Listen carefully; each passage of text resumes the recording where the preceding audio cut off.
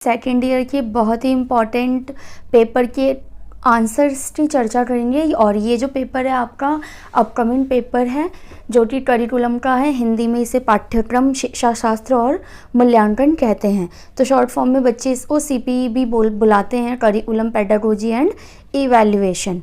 तो इसके अंदर हम देखेंगे कि जो आपका अपकमिंग रीअपियर अ पेपर है उसमें कौन से क्वेश्चन है जो इम्पॉर्टेंट है, आ सकते हैं, और जो क्वेश्चन है उसको किस तरीके से फ्रेम करना है, आंसर को किस तरीके से आपको लिखना है। तो ये पेपर आपका क्योंकि कोर पेपर है तो इसमें पूरा 75 नंबर का पेपर आता है और 10 नंबर के क्वेश्चन और 5 नंबर के क्वेश्चन आते हैं। तो पहले मैं आपको ये 10 नंबर का क्वेश्चन पूरा आंसर उसका दिखाऊंगी कि किस तरीके से लिखना है, और एक 5 नंबर का क्वेश्चन भी यहाँ पर मैं बताऊंगी।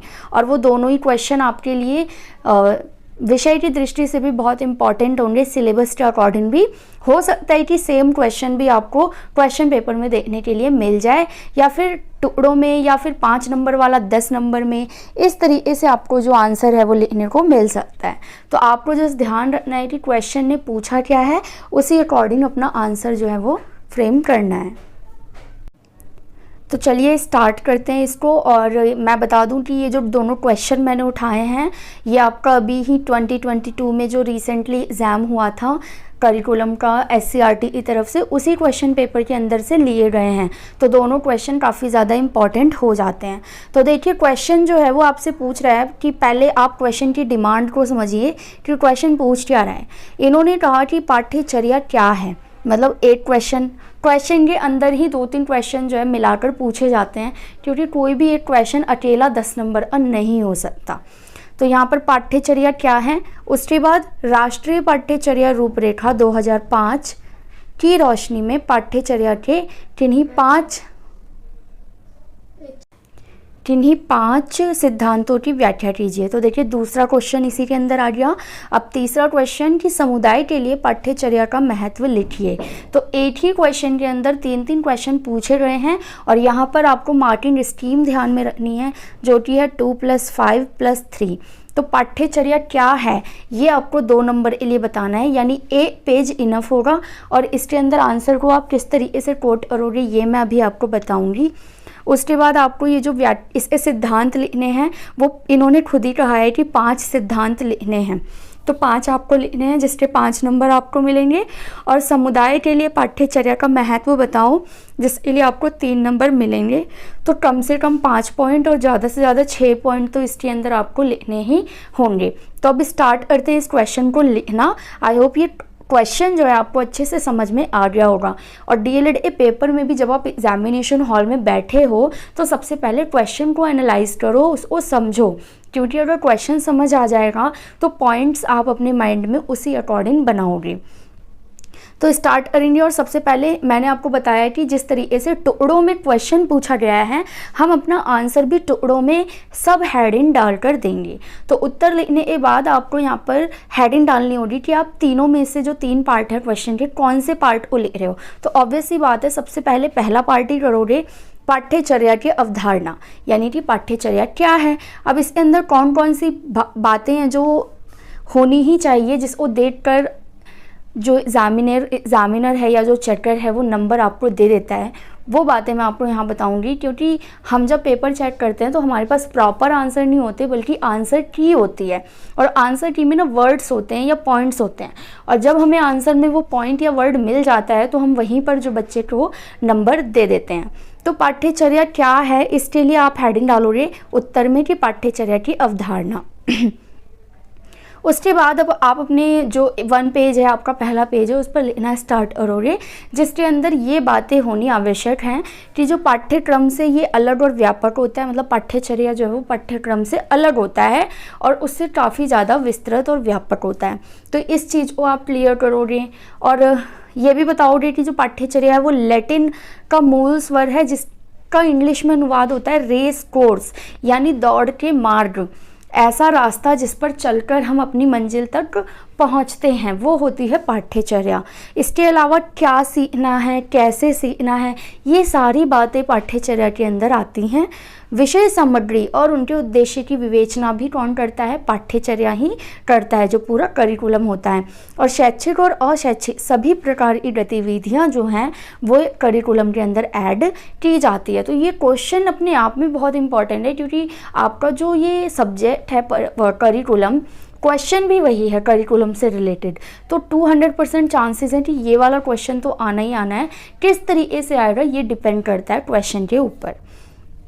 तो यहाँ पर क्योंकि इन्होंने पाठ्यचर्या क्या है पूछा था, तो हमने ये 4-5 बातों को घुमाकर अपना पूरा पैराग्राफ तैयार कर देना है। ध्यान रखिएगा ये पॉइंट वाइज मत आना, क्योंकि 2 नंबर के लिए कितने ही पॉइंट्स बनाओगे, पैराग्राफ वाइज एक पेज भरो। देन डेफिनेशन यहाँ पर लिखना आपके लिए बहुत ज़रूरी हो जाएगा। तो कोई भी छोटी सी डेफिनेशन आप याद कर सकते हो। जैसे यहाँ पर मैंने केली की डेफिनेशन दे रखी है कि पाठ्यक्रम का अर्थ, लघु विवरण, चर्चा की प्रमुख प्रस्तावना, भाषा के प्रक्रम को विषय सूची का प्रबंधन तथा विषय में क्रमबद्ध भाषण है। ठीक है, तो इस तरीके से आप कोई भी डेफिनेशन लिखकर जो है अपना क्वेश्चन का पहला पार्ट कंप्लीट कर सकते हो। आप क्वेश्चन का सेकंड पार्ट कहता है कि आपको 5 सिद्धांत बताने हैं। तो ये रहे वो 5 सिद्धांत। मैंने यहाँ पर इसको एक्सप्लेन नहीं किया है, आपको कम से कम 2 पेजेस में ये 5 के 5 सिद्धांत को एक्सप्लेन करना होगा। एक पेज पे 2 कर लो और दूसरे पेज पे 3 जो पॉइंट्स है उसको एक्सप्लेन कर लो। इस तरीके सब आपके 3 पेज भर जाएंगे। एक तो आपने पाठ्यचर्या क्या है वो बता दिया, बाकी के 2 पेज ये आपके सिद्धांत ले जाएगा, क्योंकि 5 नंबर का है तो ऑब्वियस सी बात है 2 पेज तो आपको करना होगा। तो यहाँ पर सिद्धांत जो है, जैसे बाल केंद्रण का सिद्धांत की जो पाठ्यचर्या होती है वो इस सिद्धांत पर काम करती है कि जो विषय है या जो भी गतिविधियाँ ऐड की रही हैं वो बालकों के अकॉर्डिंग हो, बाल केंद्रित हो। तो इस तरीके से इसको एक्सप्लेन कर दोगे। फिर समुदाय केंद्रण सिद्धांत की समुदाय से रिलेटेड होना चाहिए। अनुभव अधिगम का सिद्धांत कि अनुभवी लोगों द्वारा ये तैयार किया जाता है ताकि बच्चों का अनुभव भी इसमें ऐड हो सके। फिर लचीलेपन का सिद्धांत की अगर आवश्यकता हो तो इसमें फेरबदल किया जा सकता है, इसको एक्सप्लेन करोगे। और संतुलन का सिद्धांत की सभी एक्टिविटीज़ के मध्य जो है बैलेंस बनाकर काम करता है। तो ये 5 के 5 सिद्धांत अगर आप लिख देते हो 2 पेजेस पर और एक्सप्लेन कर देते हो तो 5 नहीं तो 4.5 नंबर तो कहीं नहीं जाएंगे आपके। अब आ जाओ जो क्वेश्चन का लास्ट पार्ट है, और वो कहता है कि समुदाय के लिए पाठ्यचर्या का क्या महत्व है। तो क्योंकि आपको पता है कि वो 3 नंबर की आपकी मार्किंग स्ट्रीम थी, तो कम से कम 6 या 5 पॉइंट आपको लिखने ही होंगे यहाँ पर। तो यहाँ पर मैं आपको 5 पॉइंट्स बता रही हूँ जो कि एक्सप्लेन नहीं है, आप इसको अपने घर पर लिखकर प्रैक्टिस कर सकते हो एक्सप्लेन करने की। कि पहला तो आत्मनिर्भरता की, बच्चों को जो पाठ्यक्रम है या पाठ्यचर्या जो है वो समुदाय के अंदर रहने के लिए आत्मनिर्भर बनाता है। फिर सामाजिक समायोजन करने में बच्चों को हेल्प करता है। पर्यावरण संरक्षण से बच्चों को मतलब सिखाता है कि किस तरीके से पर्यावरण को संरक्षित किया जाना चाहिए और क्यों करना चाहिए। सामाजिक सेवाओं में बच्चों को पार्टिसिपेट करवाता है और एक जिम्मेदार नागरिक बनाने में भी जो पाठ्यचर्या है वो समुदाय के लिए काम करता है। तो 5 पॉइंट अगर आप लिखते हो तो भी आपको अच्छे नंबर मिल जाएंगे। और इस तरीके से जो आपका क्वेश्चन है, क्वेश्चन नंबर 1 है 10 नंबर के लिए, आप आराम से इस 10 नंबर के क्वेश्चन में 8 या 9 नंबर ले जाओगे अगर इस तरीके से आंसर को लिखते हो। ये पक्की बात है, ठीक है। आंसर को फ्रेम करना सीखो। ये नहीं क्वेश्चन पढ़ा और बस लिखना स्टार्ट कर दिया और जितना दिमाग में आया लिख दिया और छोड़ दिया। ऐसे क्वेश्चन अटेम्प्ट नहीं होते और इस तरीके से नंबर नहीं मिलते हैं। चेकर खुद परेशान हो जाता है ऐसे आंसर्स को चेक करने में। तो जिस तरीके से क्वेश्चन की डिमांड है उसी तरीके से आपको आंसर को भी फ्रेम करना है। तो ये तो था 10 नंबर का क्वेश्चन। अब बात करेंगे क्वेश्चन ऐसा जो 5 नंबर के लिए आता है और पार्ट 2 होता है आपका। तो यहाँ पर एक क्वेश्चन लिया है मैंने, पार्ट 2 का ही पहला ही क्वेश्चन है कि प्रारंभिक स्तर पर पाठ्यचर्या के संचालन के लिए एक उपकरण के रूप में पाठ्य पुस्तकों के महत्व का वर्णन करो।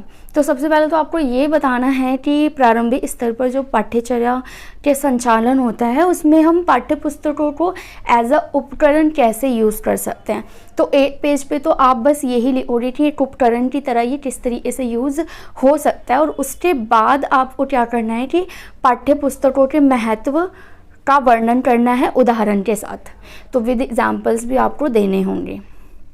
तो सबसे पहले हमने यहाँ पर जैसे कि क्वेश्चन की डिमांड थी हेडिंग डाल लिया कि पाठ्यचर्या के संचालन के रूप में पाठ्य पुस्तक, ठीक है। और इसके अंदर क्या क्या बातें आनी चाहिए कि अधिगम सामग्री होता है, इससे बालक का सर्वांगीण विकास होता है, ये शैक्षिक सामग्री है और पाठ्य पुस्तक जो है वो पूरक पुस्तकों से अलग होती हैं। इन सारी बातों को क्लियर करके एक छोटी सी परिभाषा आप दे सकते हो पाठ्य पुस्तक की, जैसा कि यहाँ पर मैंने लेजिटी दी हुई है कि पाठ्य पुस्तक अध्ययन के क्षेत्र की किसी शाखा की एक प्रामाणिक पुस्तक होती है। तो इस तरीके से आपका 1 पेज जो है वो क्लियर हो जाएगा। और अब जो क्वेश्चन की डिमांड है कि आपको पाठ्य पुस्तक के महत्व को बताना है विद एग्जाम्पल, तो क्या करना है, यहाँ पर आपको पॉइंट्स बनाने हैं कम से कम 6 क्योंकि +3 की मार्किंग स्कीम है और साथ ही साथ आपको उदाहरण भी लिखने हैं, तो नंबर वहाँ पर आपको उदाहरण के भी मिलते हैं। तो आप पहला पॉइंट लिखोगे कि अध्यापक को सुविधा प्रदान करता है, इसको थोड़ा सा एक्सप्लेन करो और फिर उदाहरण को लिख कर उसमें 2-3 लाइन लिख दो कि यदि ये टीचर क्लासरूम में जाता है और उसके पास पाठ्य पुस्तक ना हो तो उसको किस तरीके से समस्या का सामना करना पड़ सकता है। तो इस तरीके से ना उदाहरण आपको ऑन द स्पॉट खुद ही बनाना होगा। अब ये क्वेश्चन है तो इसके अकॉर्डिंग बनाओगे, कुछ और क्वेश्चन होगा तो उसके अकॉर्डिंग आप उदाहरण जो है वो बनाओगे। सेकेंड है गृह कार्य के लिए स्रोत है, तो इसको एक्सप्लेन करो और नीचे उदाहरण लिखकर लिख दो कि हम बच्चों को पाठ्य पुस्तकों के माध्यम से गृह कार्य भी दे सकते हैं। ठीक है, उसके बाद निरंतरता बनी रहती है, इसमें कंसिस्टेंसी बनी रहती है।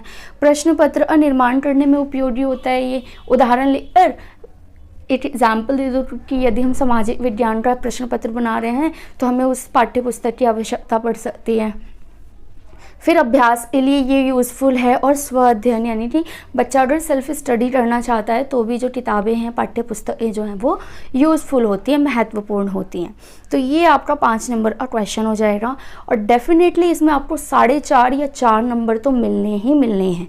तो इस तरीके से आंसर को यदि आप फ्रेम करते हो और अपने क्वेश्चंस को पढ़ते हो, क्वेश्चंस की डिमांड के अकॉर्डिंग आंसर लिखते हो, तो आपके डीएलएड में 80% से अबव आने से कोई नहीं रोक सकता। तो ध्यान रखिएगा कि आपने पहले जब पेपर दिए थे तब आपने किस तरीके से आंसर लिखा था और मैं जो बता रही हूँ आपको आंसर लिखने का तरीका, उसमें कितना डिफरेंसेस है। आप यकीन मानिए इसी तरीके से आंसर लिख कर मेरे खुद के डीएलएड में काफ़ी अच्छे मार्क्स आए हैं और जो भी जिन्हें भी मैंने पढ़ाया या समझाया है उन्होंने मेरे अकॉर्डिंग किया है, उनके भी काफ़ी अच्छे 80% 85% तक मार्क्स बच्चे लेकर आए हैं। तो आपके भी आ सकते हैं। क्वेश्चंस की डिमांड को समझिए, पॉइंट्स को माइंड में रखिए, किस तरीके से छोटा सा इंट्रो लिखना है और सब टाइटल्स डाल कर जिस तरीके से क्वेश्चन को डिवाइड किया गया है हमें भी अपना आंसर डिवाइड करके ही देना है, ताकि जो चेकर है, एग्जामिनर है, उसका दिमाग खराब ना हो आपका आंसर शीट देखकर। ठीक है, और इसी तरह में और भी जितने सब्जेक्ट हैं आपके आने वाले पेपर के 1 दिन या 2 दिन पहले मैं कोशिश करूंगी सबके लिए 1-1 2-2 क्वेश्चन के आंसर नमूने के तौर पर as an example video upload कर दूं, तो आप वहां से देखकर समझ लो कि किस तरीके से आपको आंसर जो है वो लिखने हैं।